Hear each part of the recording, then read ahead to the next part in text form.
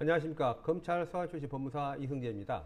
경찰 불송치 결정에 대해서 검찰 출신 형사법무사가 이의 신청을 통해서 보완서 요구로 검찰 송치로 뒤집은 실전 경험 사례와 방법, 절차, 기한 등 이의 신청 작성에 필요한 모든 것을 말씀드리겠습니다. 최근 법무사는 한 의뢰인으로부터 감사 인사 문자 메시지를 받았는데요. 이분이 저에게 의뢰한 사건은 현춘의 분묘를 무단으로 성교한 피의자에 대해 경찰이 증거 불충분 혐의 없음으로 불송치 결정 내린 사건에 대한 이의 신청서 작성이었습니다. 법무사는 사실관계와 발굴죄, 법리를 면밀히 검토하여 이의 신청서를 작성하였습니다. 그 결과 검사가 이의 신청을 받아들여서 경찰에 보완서 요구를 하였고, 경찰은 재수사 후에 최초 혐의 없음 결정을 번복하여 혐의가 인정된다고 검찰 송치하여 피의자는 법원에서 기소가 되어 형사재판을 받게 되었습니다. 따라서 분묘 발굴죄 이의 신청을 토대로 불송치 이의 신청이 무엇인지, 왜 이의 신청서 작성 시 전문가의 도움이 필요한지, 그리고 신청서에 어떤 내용을 담아야 하는지 등에 대해서 종합적으로 명확하게 설명드리겠습니다. 불송치 이의 신청이란 경찰의 수사 종결권이죠. 현재 사법경찰관에게는 이른바 1차 수사 종결권이 있습니다. 종래에는 경찰이 수사한 모든 사건을 검찰에 송치하였으나, 현재 사법경찰관은 범죄 혐의가 인정되는 경우에만 검사에게 사건을 송치하고 그 밖의 경우에는 불송치 결정을 할 수 있습니다. 이처럼 경찰에게 독자적인 수사 종결 권한이 있으므로 고소인 피해자로서는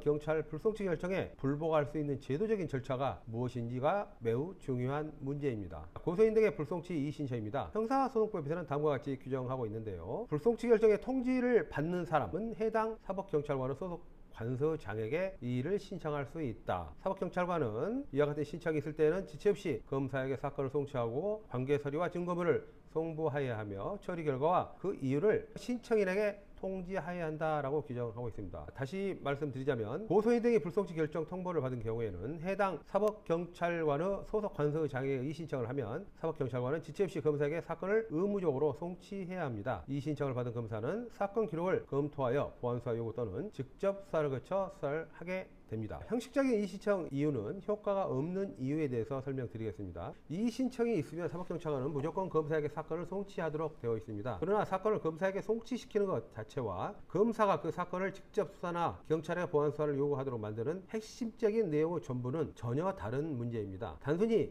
경찰 결정이 억울합니다 라는 내용으로 이의 신청서만으로는 검사가 불기소 처분을 내릴 가능성은 낮습니다. 반면 사법경찰관의 수사가 어떤 법리적, 사실적 오류를 범했는지를 구체적이고 명확하게 지적한 이의 신청서는 검사로 하여금 경찰에 대해서 보완수사 요구를 통한 사건 결정의 번복을 이끌어냅니다. 따라서 검사가 사법경찰관에게 재수사를 요청할 수 있는 사유는 불송치 결정이 위법 또는 부당한 때인데, 여기서 부당에는 수사미진, 법리호의 증거 판단 오류, 수사미진 등입니다. 이의 신청서에는 바로 이 부분을 명확하게 지적해야 합니다. 검찰 출신 형사법무사가 이의 신청서를 작성할 때 반드시 검토하는 세 가지는 아래와 같습니다. 첫 번째, 사법경찰관의 사실관계 오인입니다. 불송치 결정 이후에는 반드시 수사관이 인정한 사실관계가 기재됩니다. 이 사실관계 기재가 실제 증거와 다르다면 그 자체로 수사관의 사실 인정에 중대한 오류가 있는 것입니다. 두 번째, 법리 오해입니다. 사실관계를 아무리 정확하게 파악했더라도 그곳에 적용할 법리를 오해하면 결론이 완전히 달라지는 것입니다. 마지막으로 수사 미진인데요. 가장 빈번하게 다퉈지는 이의 신청 사유입니다. 수사 미진은 크게 세 가지 유형으로 나타나는데요. 첫 번째, 참고인 조사를 미실시하는 것입니다. 현장 인근 주민이라든지 분묘 관리인, 종중 관계자 등 핵심 참고인 조사를 하지 않은 경우입니다. 두 번째, 현장 감식, 증거 수집이 미흡한 경우입니다. 현장 사진 촬영이라든지 문서 확인 등 기초수사를 하지 않은 경우가 해당되겠습니다. 그리고 피의자 진술의 신빙성 검토가 불충분한 경우입니다. 피의자가 제출한 허위서류의 진위를 확인을 하지 않은 경우가 되겠죠. 이러한 수사 미진 사항을 이의 신청서의 항목별로 구체적으로 지적하면 검사로서는 보완수사 요구를 통해서 경찰로 하여금 해당 사항을